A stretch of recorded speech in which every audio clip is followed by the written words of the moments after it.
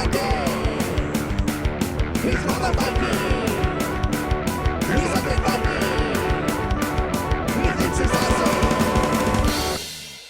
everybody, this is me, the Undead Viking. I am here with my next installment of the Creating Your Campaign.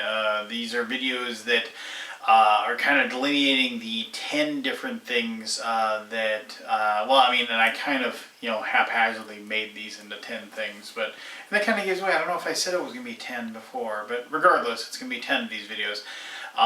And talking about what I do when I create a campaign, and just it doesn't matter if it's like a large one, a small one, or whatever. Hopefully you've watched the preceding episodes, and so we're leading into this. Now, like the last two episodes that we talked about, I talked about doing the different races of your world and the different classes that were going to be available in that world.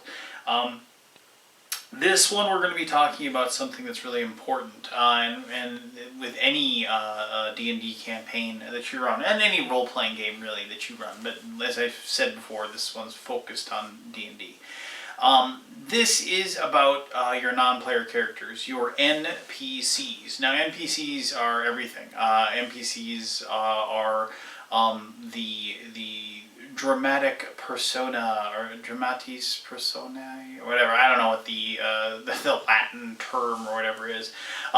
Suffice it to say, without having a non-player character in your campaign world, your players won't really have much to interact with. Theoretically, you could do a campaign without it. I can't imagine. It would be tough, right? It would be all the players just interacting with one another. There wouldn't be anybody else going on. I think you could probably do that in some of like the newer, like just story-driven type of campaigns where everybody just kind of takes a part and you all interact and you tell a story together. This, however, is these are the characters that the dungeon master, the referee, the game master, the castle keeper, whatever you want to call it, takes it upon themselves to be. And this can be everything from the street urchin that you give a silver to make them go away, right on down to the kings and the queens and the nobility, to the dragon that lives on top of the mountain, to the orc tribes that you deal with. All of these things are the non-player characters that are going to be important to your world. Now, there's in my opinion, there are roughly two types of NPCs that you're going to be dealing with. Your players are going to be dealing with. There are the NPCs that are situated in your campaign world before the campaign ever really begins. And more of these will get created as your campaign continues, just because of the fact that, your campaign, unless you are really being very, very tough on your players and not allowing them to break free of the rails very much, you're going to come up with other people.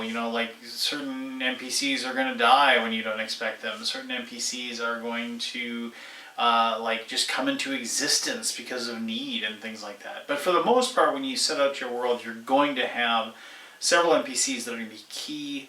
They're going to be the movers and the shakers, for lack of a better terminology, that are going to be the straw that stirs the drink, as they say. You need to have an idea of what these NPCs are. And remember, NPCs aren't necessarily just humans and elves and dwarves. NPCs, as I said, they're the monsters of the world. They are the gods in a lot of situations in the world as well.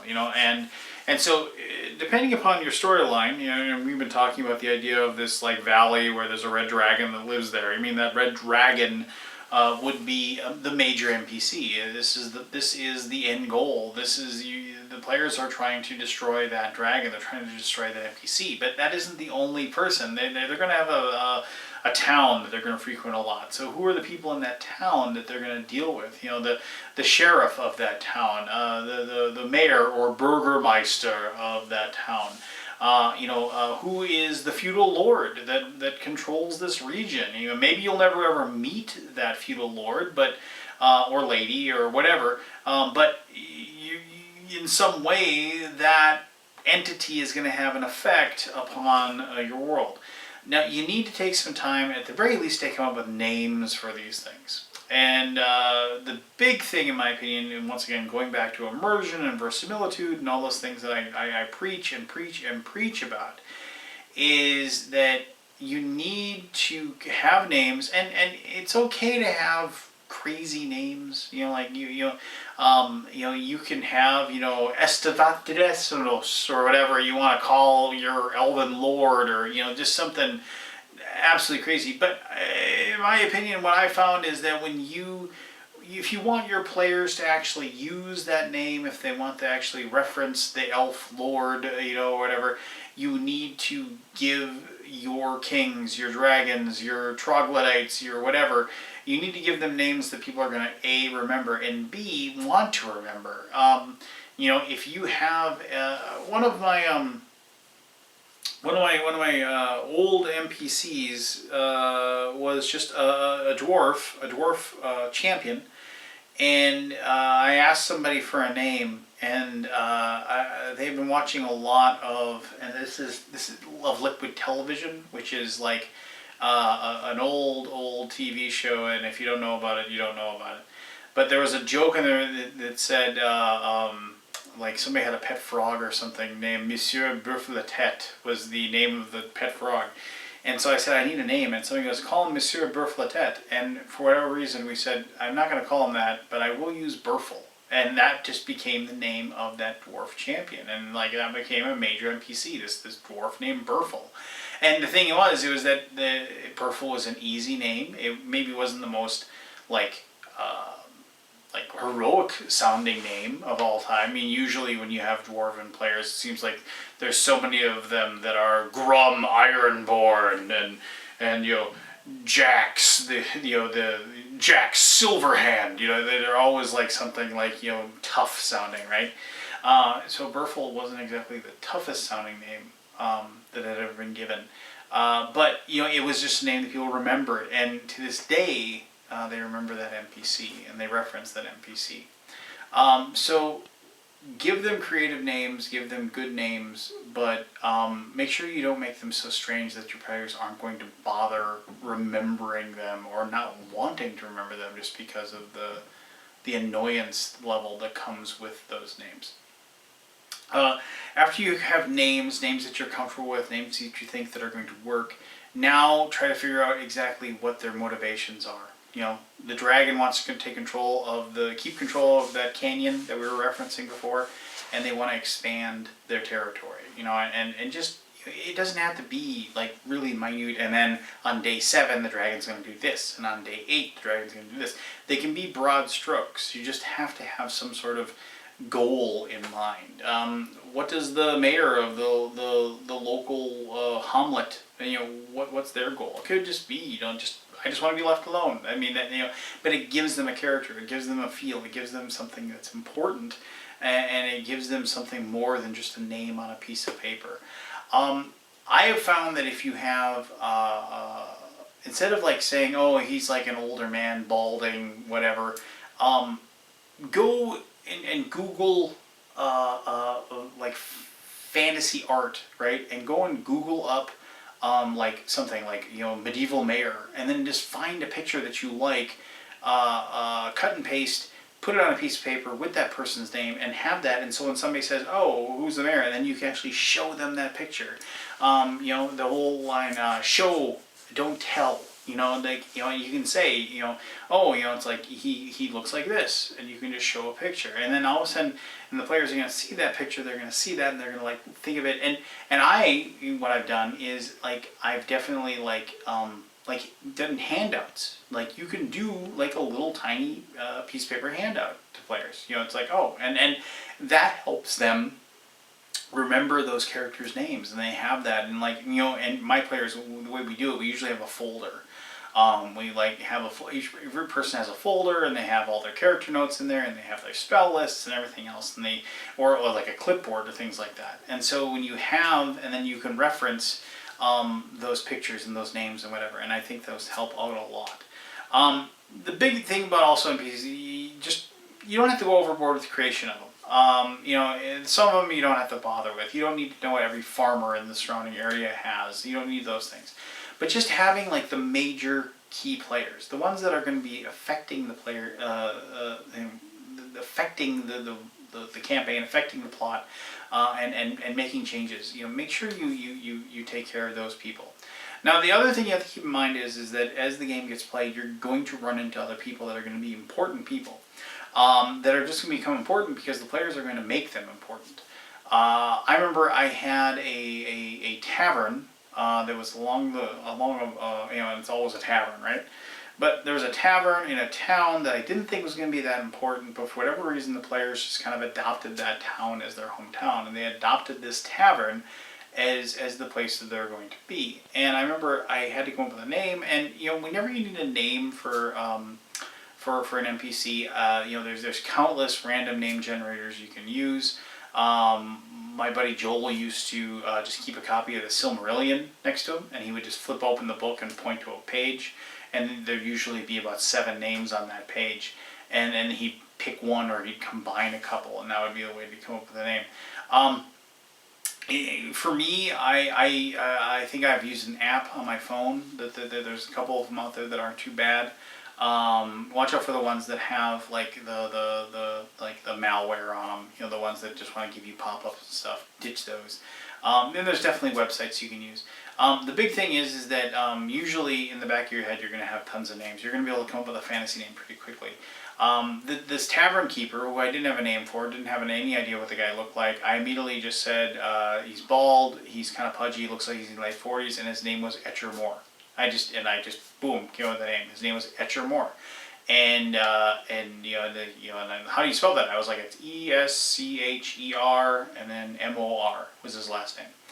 And Etcher Moore just became a very, very important NPC. He never had to fight, never did anything, but he always had a warm room for the players. You know, they're good friends. He kind of kept them up to date as to what was going on in the city. Kept his ear to the ground, gave them rumors, and I was just able to use this Etcher Moore character as like kind of like a font of both wisdom, rumors, food, safety, all the things that's needed, right? And he became a very, very important NPC to the players. They wanted Etcher Moore to do well. They wanted him to be a part of their lives, and he just became a living, breathing thing.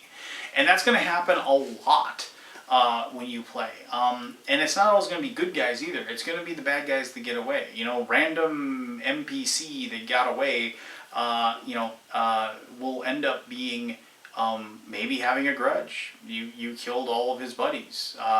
You know, that's a great thing for like if you need a foil for a certain adventure later. You know, have that guy swear revenge and goes off and hires a band of mercenaries to get revenge against the players. If that person doesn't get killed, then they can continue to be a thorn on their side. You can create a whole storyline around that. Be on the lookout for situations like that where you're able to get an NPC that normally would have just been a throwaway idea, but will eventually just becomes a very, very important part of your campaign. Some of the best NPCs are created that way. In my really long campaign that I had a little bit ago, there was a situation where this band of lizard men attacked the town looking for sacrifices to their horrible god. And the players, as they were running through the city streets fighting these bands of lizard men, they came across a situation where it was just a planned encounter that I had, where there was a large band of lizard men that were fighting a group of guards that were hopelessly outmatched and being slain. They showed up and there's like 4 guards left. They saw 3 of them were already dead. There's like 9 or 10 lizard men just beating the heck out of these guys. So the players come rushing in to help, and the thing is the lizard men are taking down the guards one by one. And I remember there was this one guard. There's this one last guard, and he was holding his own. Like it was just for whatever reason I couldn't roll, even though comparatively speaking, he didn't have as many hit points as the players. He had a higher armor class. He had a worse armor class. But whenever it came time for a lizard man to attack him, they'd miss. And then I remember he fought back, and like he's got just a, like he's got leather armor and a shield and a spear, and like he gets a critical hit and he kills one of the lizard men, and like he kills another one, and basically this guard, like against all odds, like he was basically NPC guard number 4. He lives through the battle. The players bind his wounds, and they said, well, what's your name? And I was like, and I just said his name's Connor, and I was just like, and then Connor the guard like became a extremely powerful NPC. I basically ruled that like he lived through that battle. He gained a level. After he gained that level, like they reported his bravery, and he got elevated in the city guard to another level. And then he kind of started gaining levels, and like they would bring him with, like it was like, we need another person to fight, and so they would go and then they got Connor, and they got him. Like they had him join up, and they had him quit being a guard, and they took him and they outfitted him with like really good armor because they had the money, and now they had this NPC like kind of hireling thing who was gaining levels along with the party. And like as the game progressed and as these characters gained levels, I mean, Connor became an extremely important NPC. When the players themselves became lords, they brought Connor with them, and he became when they had their own town, they forged a town, they made him captain of their guard, and he was captain of the castle guard, and and right up until the very final battle of that campaign, he was fighting alongside of them, and he ended up living throughout the whole thing. I mean, it was like something where like this was an NPC, a total throwaway NPC that ended up being like just almost as big of a hero as the players were themselves, and because they groomed him and brought him along, and he had his own, he eventually got his own like kind of persona. He was a little bit sarcastic, he kind of was a little full of himself, and like there were a couple of members of the party who didn't really like him that much, it was just, but it was fun, and he was a fun character, and he added a lot to the campaign world for something that just wasn't supposed to even exist at all. So that being said, create the NPCs that you want, and do a good job with them. Take a little bit of a time. Find pictures. Find a clip art picture that you can use. Find a good name for them. Come up with a little bit of a background. Doesn't have to be huge, but come up with like just 3-4 sentences describing that person. And then make sure that, like as I said, share that information, share those handouts, share those pictures with the players. It's a digital world, right? You don't have to print it off if you don't want to. Just send them text messages. When we play, we have a group text for our D&D thing. So if we have like a picture to share, I can just show it. Boom, send it to your phone. Look at your phone. You have a picture of that person.